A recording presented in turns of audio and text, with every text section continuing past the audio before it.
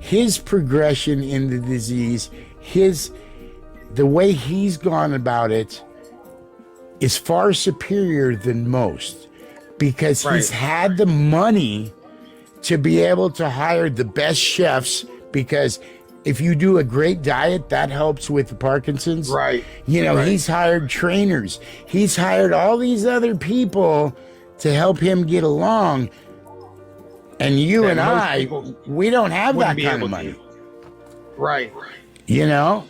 So he is the pinnacle of, if you can afford it, this is what you do.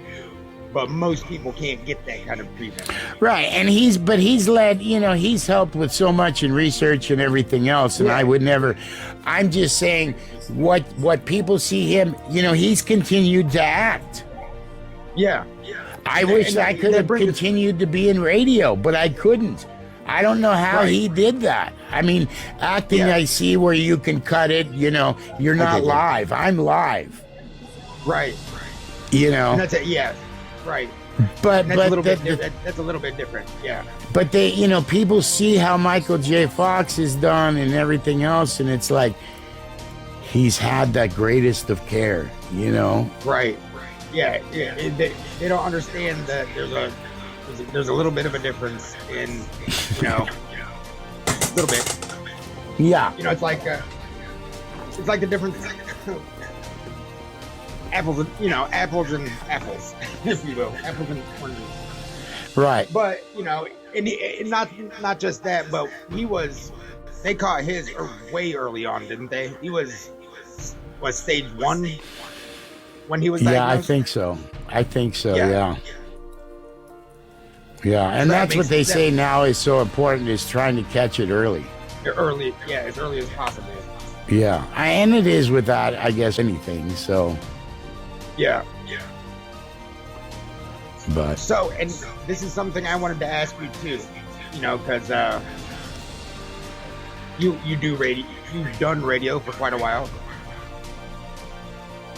I know some of your fans might be curious, like me. What got you into radio? Actually, off topic. I got into radio because I actually went to school. Well, when I first went to college, really only to play football. But I had to choose a major, so I chose education. And then I switched my major because I was all into sports. I was like, I want to live life later doing something with sports. So I went into television broadcasting, sports broadcasting. Nice. And I was going to do TV. And then a friend of mine was at the radio station, and he's like, come over here and check the radio station out. And I went and checked the radio station out, and then that was it. I was like, this is cool. Back in the day, I mean, it was like, yeah, this is all right. I like music. I like this. And so I went into radio. Yeah. So that's how history was made. Yeah. I guess so. It was just like, okay, cool. But, and then the radio took me all over though. Because I was always chasing the next biggest station, the next biggest job. You go to a bigger radio market. The big radio markets, you're doing pretty good if you're in a big, like L.A., New York, Chicago. Those big radio markets like that. Those guys are, they're popular. That's how you get that way. And so I was always a DJ that was on edge. Right. So you were kind of pushing the envelope. What was your not to put you out there or anything, but what was your favorite place to work? I know it's kind of taboo. Yeah, like favorite market to work in. If you will. Okay. without putting any cities out there, not to throw. I'll tell you the city. It's all right. I really liked Seattle. I like the Seattle market. It was a smaller market, but I like Seattle. Working in Seattle, and then L.A. was good. Yeah. Honolulu was good. I mean, yeah, it was. I mean, they all had different things, so it was kind of cool. You know what I mean? My stint in Phoenix, I worked at a jazz radio station, and I got to meet, Kenny G, Dave Cause, all kinds of jazz people. And then I was working in classic rock and, doing that kind of thing. So the classic rock would be awesome because you get to meet all the greats, if you will. Right. Yeah, I got to. They're doing the radio thing. I got to do a lot of stuff, and I got to see.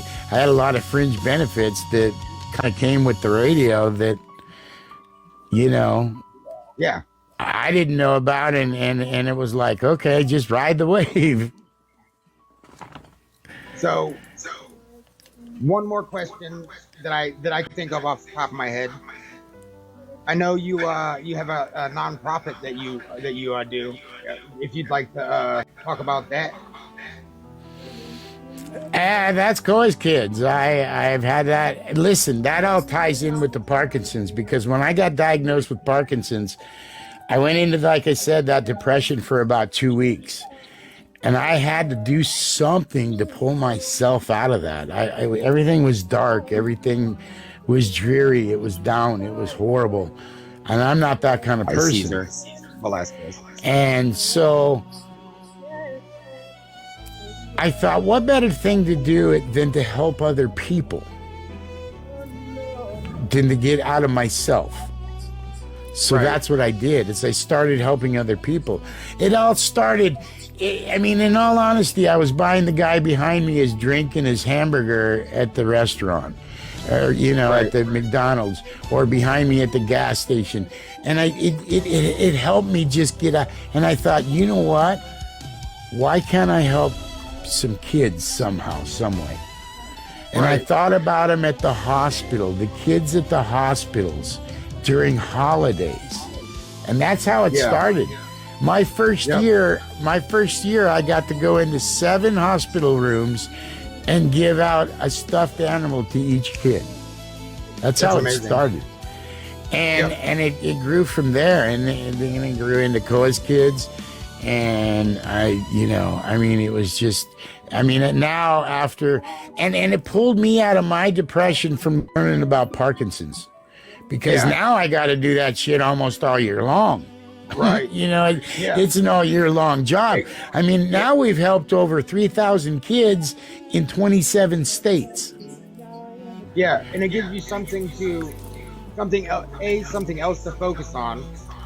And it's something that's positive and hopeful, that gets you out of what could be a very dark rabbit hole. And I applaud you for that, sir, because I think that's a beautiful thing to chase after. Helping brighten someone's day and bring joy into the world.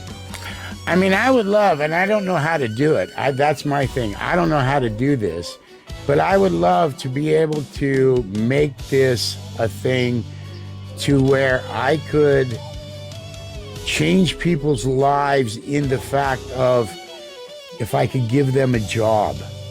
You know what I mean? Right. I want to take Coy's Kids and put an office in it to cover every state in the nation. Right.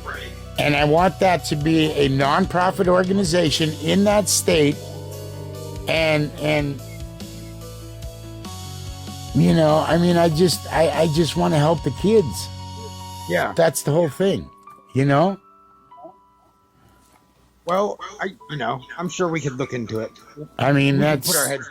We could put our heads together and figure something out. Because not only am I going to help the kids, I want to help people with their families. I want to help look, I feel it's going to require, in each place, it's going to require probably 10 to 15 people to run the organization in each state. Right. You figure 50 states, I'm employing 500 people with Coy's Kids. That's a wonderful thing. That's a wonderful thing to give 500 people jobs.